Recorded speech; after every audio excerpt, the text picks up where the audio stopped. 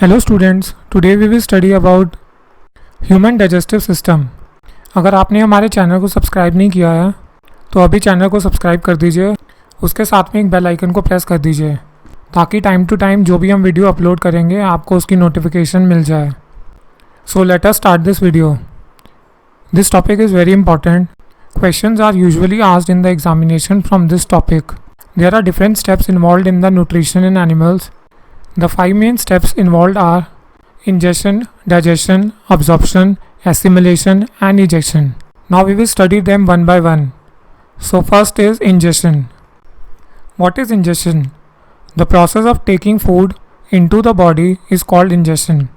Food is a source of energy which is necessary for the growth and to carry out day-to-day activities. So when we put the food into our mouth with our hands, that is called ingestion. Next step is digestion. The food that we take in our body contains large molecules which need to be converted into smaller, simpler molecules. So digestion is the process of converting the large molecules of food into simpler, smaller molecules. Next step is absorption. The simple soluble food is absorbed by blood through the process called diffusion. Next step is assimilation. The process by which the absorbed food is taken by body cells and used for energy, growth and repair is called assimilation.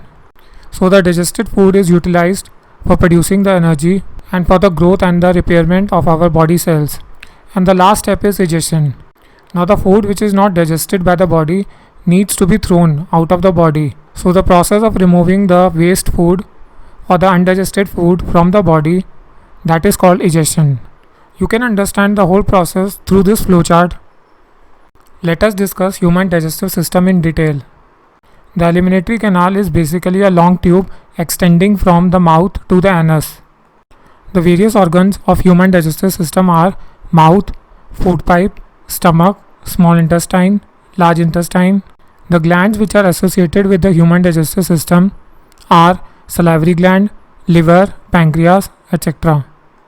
We take the food into our mouth. The food is ingested through the mouth. The food is put into the mouth with the help of our hands. The digestion of the food begins as soon as we put the food into our mouth. The mouth cavity, also called the buccal cavity, contains teeth, tongue and salivary gland. The teeth help in physical digestion. The teeth cut the food into small particles. It helps in chewing and grinding the food.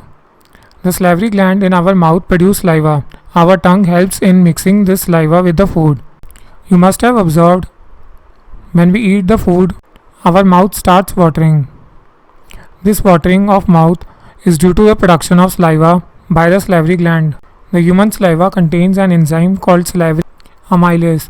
The digestion of starch, also called carbohydrate, begins in the mouth itself. The food present in the mouth is swallowed by the tongue. Next, the food enters the esophagus, which is also called the food pipe. When the slightly digested food enters the food pipe, the walls of the food pipe starts contraction and expansion movement. तो ये जो contraction और expansion movement होते हैं, they are called peristaltic movement. This peristaltic movement pushes the food forward. Next, the food enters into the stomach. The stomach is a J-shaped organ. The food is further digested in the stomach. The food is turned into smaller particles. The glands present in the walls of the stomach secrete gastric juice. The gastric juice contains 3 substances. This is very important: hydrochloric acid, pepsin and mucus. The hydrochloric acid makes the medium acid. In the acidic medium, the enzyme pepsin begins the digestion of proteins present in the food to form smaller molecules. The function of the mucus is to protect the inner lining of the stomach because the hydrochloric acid makes the stomach acidic. Another function of the hydrochloric acid is that it kills the bacteria present in the food. From the stomach, the food enters into the small intestine. The small intestine is very long, around 6.5 meter in adult man. Although the small intestine is very long, it is called small intestine because it is very narrow. The small intestine is arranged in the form of coil in our belly. The small intestine completes the digestion of food like carbohydrate, proteins and fats. The small intestine receives the secretion of 2 glands, that is liver and pancreas. The walls of the small intestine contains gland which secrete intestinal juice. The intestinal juice contains a number of enzymes which completes the digestion of food into complex, digestion of complex carbohydrate into glucose, proteins into amino acids, and fats into fatty acids and glycerol. Next step is absorption. After the digestion, the molecules of the food become so small that they can pass through the walls of small intestine and go into our blood. The small intestine is the main region for the absorption of digested food. The inner surface of the small intestine has millions of tiny finger projections called villi. The villi gives the inner walls of the small intestine a large surface area for the absorption of food. Next step is assimilation. The blood carries the digested and the dissolved food to all parts of the body where it is assimilated. This assimilated food is used by the body cells for obtaining the energy for the growth and the repairment of the body.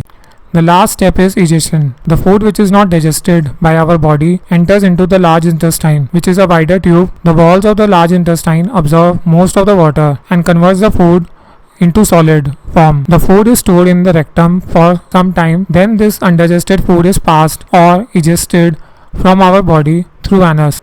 I hope you like this video. If you have any doubt, you can ask in the comment box. Thank you.